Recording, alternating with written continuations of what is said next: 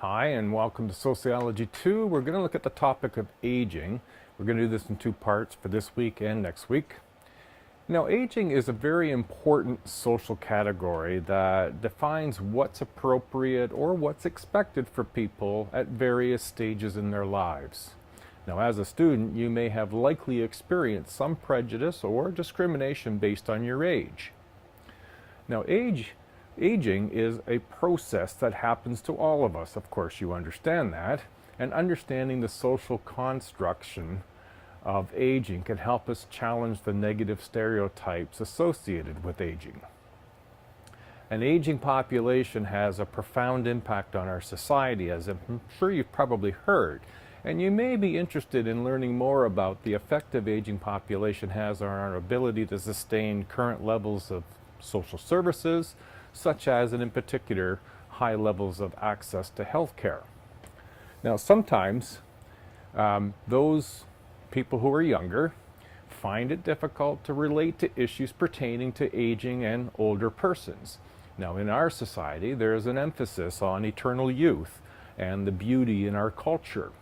Consider the advertisements that you may have seen or other forms of popular culture, and to contrast those images with the realities of aging. Look for examples in media and advertisement that reinforces the notion that functional age, and we'll look at that term later, works differently for women and men as they get older. Men, as they age, tend to be viewed more as distinguished or powerful, while women, they tend to be viewed more as old or grandmotherly.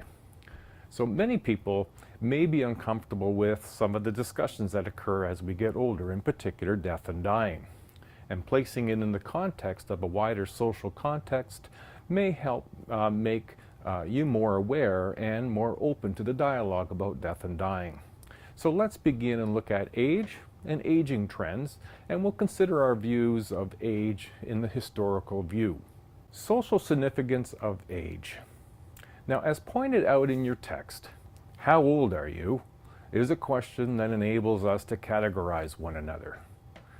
Old today is not the same as old 50 years ago. You know, I'm 60 years old, and 50 years ago I can remember saying, seeing a 60-year-old and say, well, there's a geezer sitting on the porch and waiting all day. Now, I don't know that they looked and acted all that. I don't know, how that would occur. But today, 60 years old is not the same. We're more active. We can do and work more. We travel. We work longer. We socialize. We're not even considered old yet at age 60. And we'll get into that a little bit later when we look at categorization. Aging is the physical, psychological, social processes associated with growing older. And we can use two terms to look at age. One you're more familiar with, and that's chronological. This is the number of years old we are, and this is based on our birth date. The second term is what's known as functional age, or the observable attributes, one's appearance, mobility, strength, coordination, mental capacity to categorize people. And so those two terms, chronological and functional, is how we often relate, in particular older age, but not exclusively. There is a difference in greater, the differences that we do notice in terms of chronological and functional is oftentimes attributed to greater nutrition, medicine, more interests earlier in life with health and fitness that have helped widen the gap between chronological and functional age.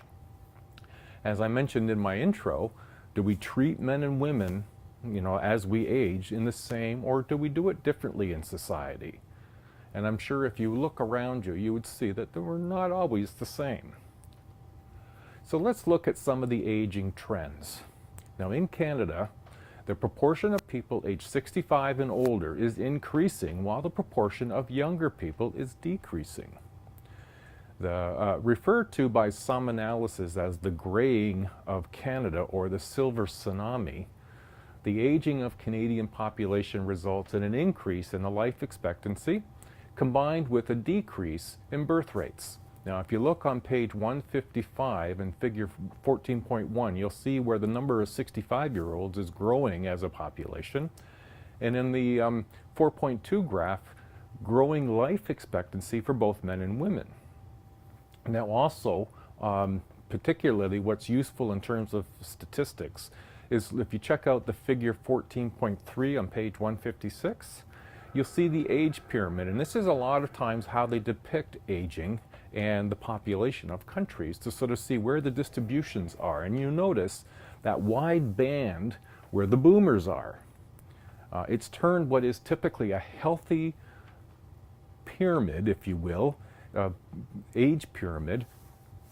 That's healthy, lots of young people, not so many old people, and it's starting to revert this into what's known as a muffin, where you're going to start to see a bulbous top of older people, but a smaller group of people beneath, younger people. Now, age is socially significant because it defines what's appropriate or expected for people at certain stages. It's also a profound effect on individuals' perception of others, since capabilities, responsibilities, and entitlements are often assigned to narrowly defined categories such as infancy, young adult, middle adulthood, later adult. So age is one of the few ascribed statuses that changes over time and gets reinvented as societies, themselves will change. I mean, society, like I mentioned, when I was younger, 10 years old, looking at 60 years old, the 60-year-olds from then are different. Today, they're much more active, so that sort of status of age 50 years ago has changed to what it is and what it looks like today. So age as a historical perspective. Now, we haven't always viewed these categorizations of age in the same way. People are assigned to different roles and positions based on each society's age and role structures. In pre-industrial societies, these would be the agrarian-based societies, they were this is going back hundreds of years. Now, we do certainly see, in fact, thousands of years, we still see some cultures that adhere to this. But the agrarian perspectives of people of all ages, childhood was a very brief transition period, were expected to help with the work. With very little training was necessary to fill the roles that were present at that time. Now, in the industrial societies, skills necessary for the roles are more complex, and the number of unskilled positions is more limited. So consequently, older people are expected to retire so that younger people who are expected to attend school and acquire skills that they'll need to take over those positions. Now, I mentioned in some of these categories, infancy, early childhood, early adulthood. We're going to chat just a bit on late adulthood. Now, sociologists and social gerontologists have developed a number of explanations of social effect of aging. Now, first is how are we categorizing late adulthood? And I mentioned earlier that my being 60 isn't even considered old by a sociological perspective. It's because today we define three categories of late adulthood. The first category is the young old. And this is people who are chronologically between 65 and 74.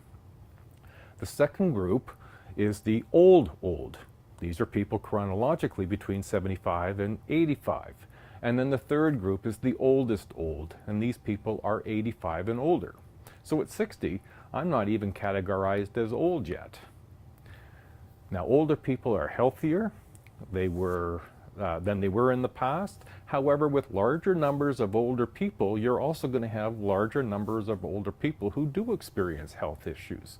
Health issues like Alzheimer's and loss of strength and flexibility and stamina. However, many of these issues can be improved. Now, other health issues older people are adjusting to changing roles, things like retirement. Now, retirement and being a grandparent are two things that as you get older are often parts of your changing roles. Now, all in all, older people are happier, healthier, and more content with their lives.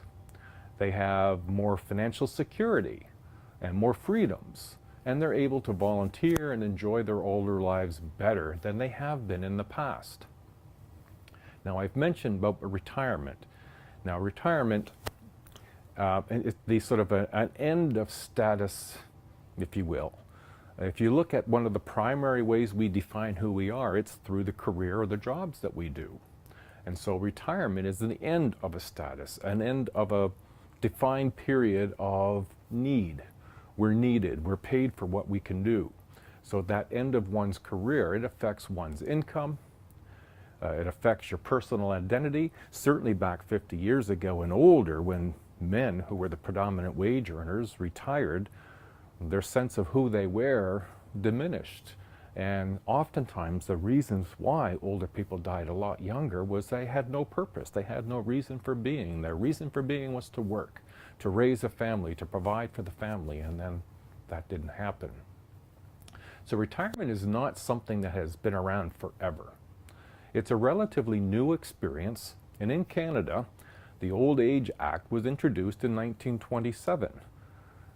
It provided a basic income to needy retired people. Now today, it's the Old Age Security Pension, and that's starts up when people are age 65. Also, many older people have been paying into work-related pensions and RSP, investments, making retirement more manageable. Now, if you check on in your text there, figure 14.4 and figure 14.5, you get some additional data around this issue of retirement. Now, with people living longer, with more security, the need to be needed and occupied, therefore easing the transition into retirement, more older people need to find things to do, and they are. They're volunteering, they're exploring hobbies, they're even continuing to work longer if it's possible.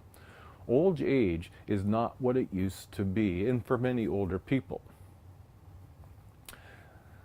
However, we can consider that there are inequities related to aging, and so let's pursue that a little bit.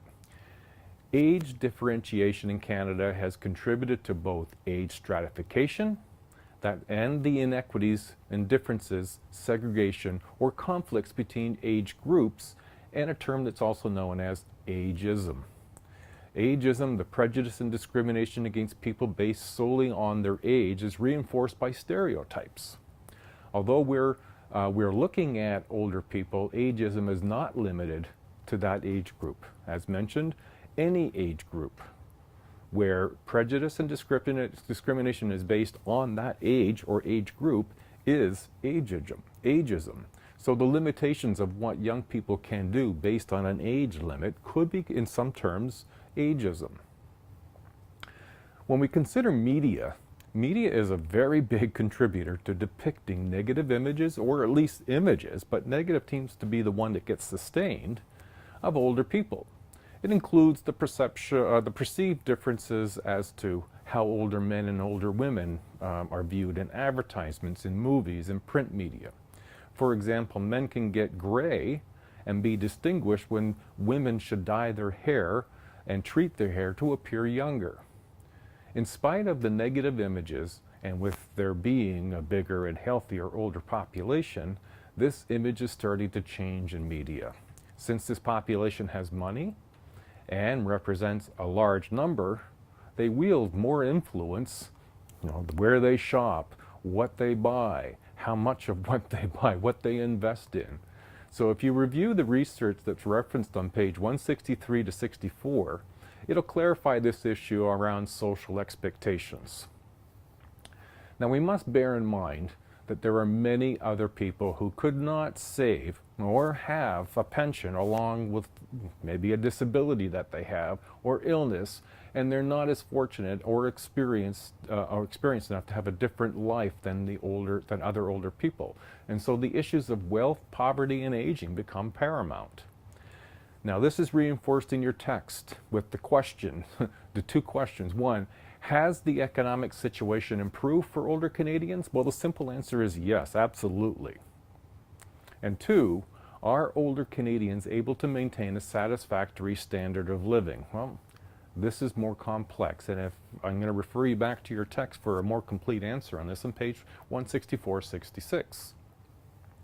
Now there's two concepts, the two concepts that were referenced earlier, age stratification and ageism, in turn by devaluing age in combination with societal emphasis on youth contribute to the rising tide of elder abuse.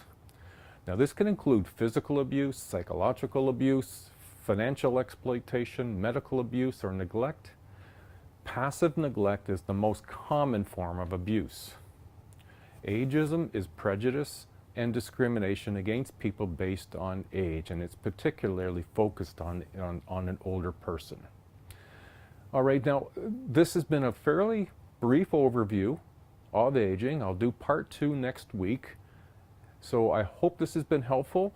Please do go out and look in the mall or check out into your social media and look and see just how we see aging and how we depict it. What is it like in media, in advertisement, in the way that we see things in movies about older people and younger people, and how ageism is more rampant perhaps than maybe you at first thought. All right, so carry on the good fight, and we'll see you next week. Bye now.